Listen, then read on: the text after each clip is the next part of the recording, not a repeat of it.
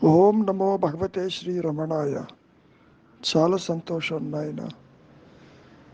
అడిగే ప్రశ్నలు ఎట్లా ఉంటాయి అంటే, భౌతికంగా ఒక వస్తువు కనుక ఉంటే దాన్ని ఎలా గుర్తించాలి, దాని యొక్క స్థితి ఏమిటి, ఎలా ఉంటుందని మనస్సుతో ఇంద్రియాలతోటి వాటిని గుర్తించవచ్చు.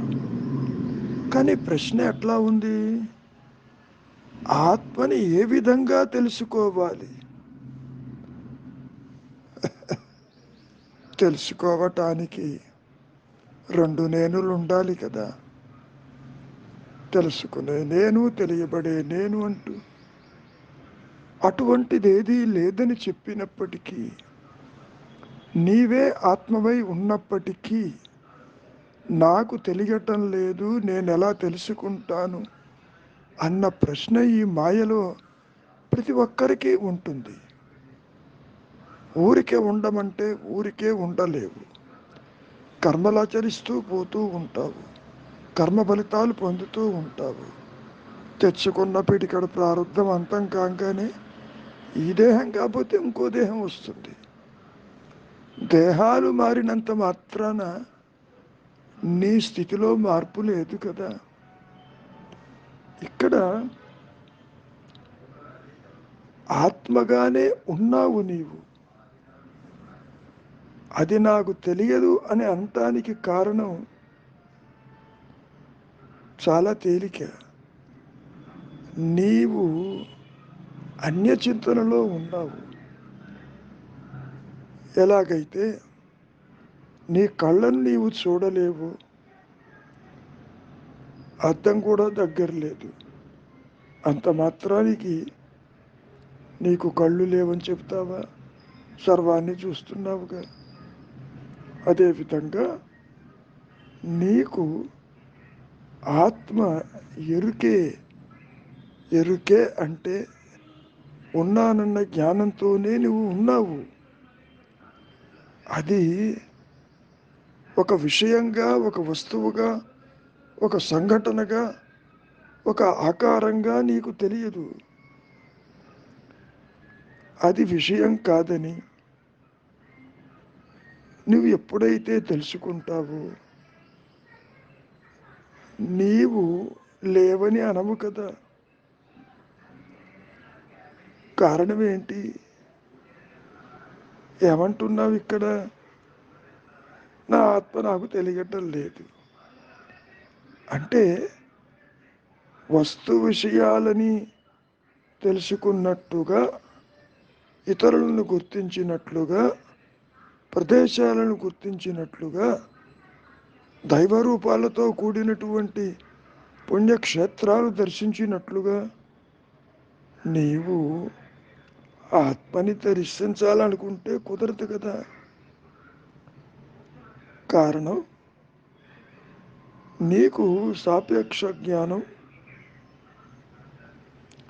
అలవాటైంది.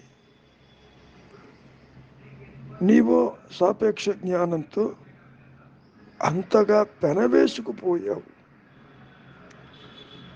ఇది ఒక కళ్ళ సామ్యము, ఇది ఒక ఇల్యూషన్, భ్రమ. ఆత్మ ఒక విషయంగా గోచరించేంత వరకే. సుస్పష్టమైన ఆత్మను తెలియని దుస్థితిలో ఉన్నావు నీవు. మరి అందుకని అడుగుతున్నావు ఆత్మని ఏ విధంగా తెలుసుకోవాలని. ఈ కష్టమంతా కూడా ఎట్లుతోనే. ఆత్మ తెలియవలసింది ఎవరికి? దేహానికి తెలుసునా, మనస్సుకు తెలుసునా, ఇంద్రియాలకు తెలుసునా? లేదు కదా. నీకిప్పుడు దేహం ఇప్పుడు గోచరిస్తుంది కదా. ఆ దేహాన్ని బదులు చెప్పమని చూద్దాం. ఇట్టి వారి అజ్ఞానాన్ని పోగొట్టడానికే ఎన్నో శాస్త్రాలు, దైవలీల, దైవ క్రీడ అనే వాదాన్ని ఉపయోగించారు గతంలో కూడా. దైవము మనస్సుగా, ఇంద్రియములుగా తనువుగా రమించినాడని చెబుతారు. ఆటలాడని అంటారు. ఆయన ఆట సంకటం మనటానికి నీవెవరివి? దైవచేష్టని ఆక్షేపించడానికి నీవెవరివి అసలు? కనుక వాటి జోలికి పోవద్దు, అటువంటి చర్చల జోలికి పోవద్దు. ఉండటమే నీ విధి, ఊరక ఉండటమే నీ విధి, మౌనంగా ఉండటమే నీ విధి. అంతేకాని ఇట్లుండుట అట్లుండుట కాదు. ఇంకా తేలిక మాటల్లో చెప్పాలి అంటే నిశ్చలంగా ఉండు.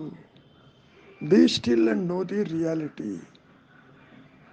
ఆలోచన లేని మనస్సు ఆత్మగా ప్రకాశిస్తూనే ఉన్నది అన్న విషయం నీకు తెలుస్తుంది. ఆత్మగా, జీవుడిగా తెలియదు. ఊరికే ఉండు, అంతా దానిలోనే ఉంది. ఇంతకీ నిశ్చలత అంటే ఏమనుకుంటున్నావు? నిన్ను, నీ వ్యక్తిత్వాన్ని పూర్తిగా నష్టం చేసుకోమని అర్థం. నీ రూపం ఏదైనప్పటికీ అదంతా కూడా కష్టాలతోనే కూడుకుని ఉంది. నేనంత వాడిని అట్టివాడననే భావన వదిలేసేయి. నీవు దేహము కాదు, నీవు దేహివి. దేహము కలిగినంత మాత్రాన నీవు అది ఎట్లా అవుతావు?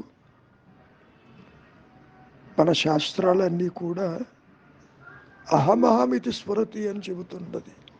సత్యము జ్ఞానవృత్తి చేత ఆత్మ నేను ఉన్నాను అని ప్రకాశిస్తూనే ఉన్నది. అది నీ స్వరూపము. నీవు దాన్ని తెలుసుకోవటం కాదు. ఆ ప్రకాశమానంలో నీవు, నీ సంసారము, నీ దేహము, నీ జగత్తు, నీ అవస్థలు, నీ జనన మరణాలు అన్నీ అదృశ్యమైపోతాయి.